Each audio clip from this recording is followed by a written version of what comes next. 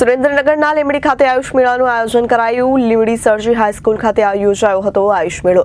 આયુર્વેદ અને હોમિયોપેથી નિદાન સારવાર કેમ્પમાં શહેરીજનોએ પોતાનો લાભ લીધો હતો। મેળામાં દિનચર્યા, ઋતુચર્યા, રસોડા, આંગણાની ઔષધિ અને વનસ્પતિ માટે પ્રદર્શન, પંચકર્મ સારવાર વગેરેની વિસ્તૃત સમજ આપતું પ્રદર્શન યોજાયું હતું। આયુષની સેવા છેવાડાના માનવી સુધી પહોંચી શકે અને આયુષ દ્વારા પ્રજાજનોની સુખાયુ અને દીર્ઘાયુ પ્રાપ્ત થાય તે જરૂરી છે।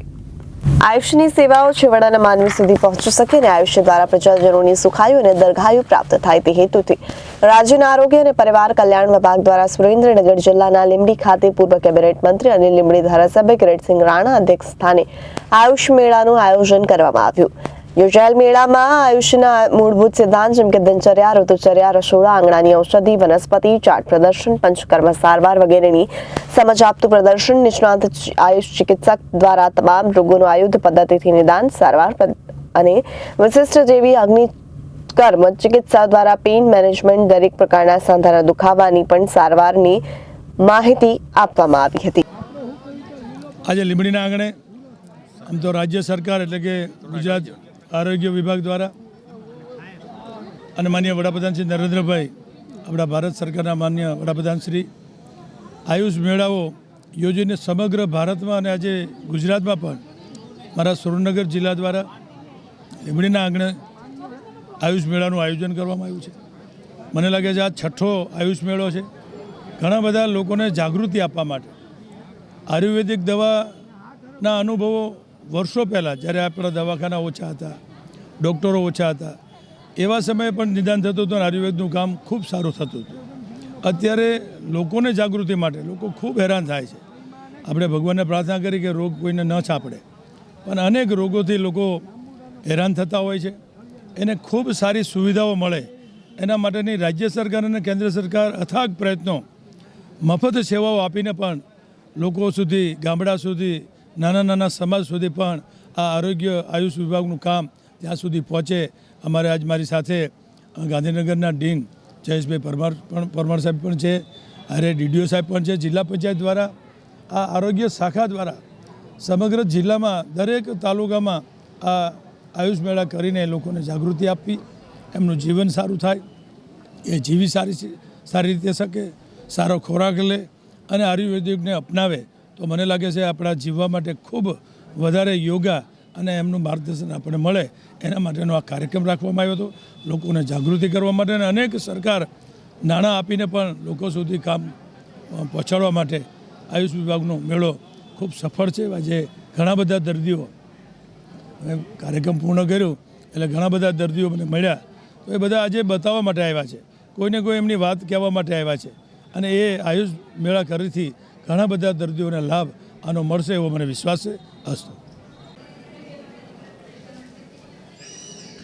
આજે લીંબડી ખાતે આયુષ મેળાનું આયોજન નિયામક શ્રી આયુષની કચેરી અને ગુજરાત સરકારના આરોગ્ય અને પરિવાર કલ્યાણ વિભાગ અંતર્ગત કરવામાં આવી રહ્યું છે। આ આયુષ મેળા દ્વારા લોકો વધુને વધુ આયુષ પદ્ધતિને જાણે, આયુર્વેદ, હોમિયોપેથી, યુનાની, સિદ્ધા, યોગા, આ બધી પદ્ધતિઓ દ્વારા પોતાના સ્વાસ્થ્યની જાળવણી માટે જ્ઞાન પ્રાપ્ત થાય અને સાથે સાથે તમામ લોકો પોતાના સ્વાસ્થ્ય માટે જાગૃત બને એ હેતુથી આયુષ પદ્ધતિની તમામ સારવારનું અહીંયા પ્રદર્શન, નિદર્શન જેવી કે પંચકર્મ છે, હોમિયોપેથિક મેડિસિન માટે નિદાન અને સારવાર કેમ્પ છે, આયુર્વેદનો નિદાન સારવાર કેમ્પ છે। આપણો આ દેશમાં ચાલી રહેલા પ્રકૃતિ પરીક્ષણ, દેશ કા પ્રકૃતિ પરીક્ષણ પ્રોગ્રામ અંતર્ગત લોકો પોતાની પ્રકૃતિને જાણે અને પોતાની પ્રકૃતિને અનુરૂપ ખાનપાન, રહેન સહેનમાં પોતાનો જે પ્રકૃતિ અનુસાર જેને જે અભિપ્રાય આપવામાં આવે એ પ્રમાણે જો જીવન જીવે તો વધુને વધુ સ્વસ્થ રહે। સ્વસ્થ અને સુખાયુ જીવન માટે આ આયુષ મેળાનું આયોજન કર્યું છે કે જેના દ્વારા લોકો પોતાના શરીરને અનુરૂપ યોગાભ્યાસ, પોતાના શરીરને અનુરૂપ દવાઓ, પોતાના શરીરે પથ્યાપથ્ય કે આ બધી જે આયુર્વેદની પ્રણાલી છે એના દ્વારા વધુને વધુ આયુષનો ઉદ્દેશ માત્ર વધુને વધુ લોકો રોગથી મુક્ત જીવન જીવી શકે સુખાયુ અને દીર્ઘાયુ જીવન જીવે એ માટેનો છે. એ માટેનું આયોજન રાજ્યભરમાં આયુષ મેળા થઈ રહ્યા છે.